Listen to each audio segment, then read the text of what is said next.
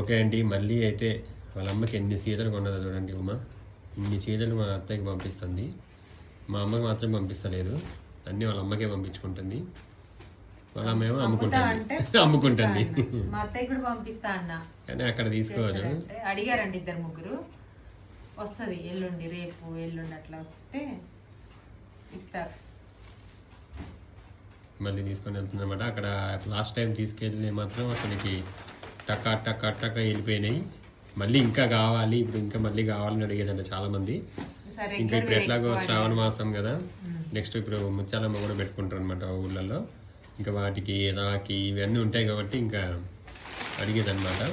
అందుకని చెప్పేసి మళ్ళీ నేను రేపు వెళ్ళేది ఉంది, రేపు వెళ్ళేటప్పుడు ఇంకా తీసుకెళ్ళి అక్కడ ఇచ్చేస్తాను. ఇదనమాట.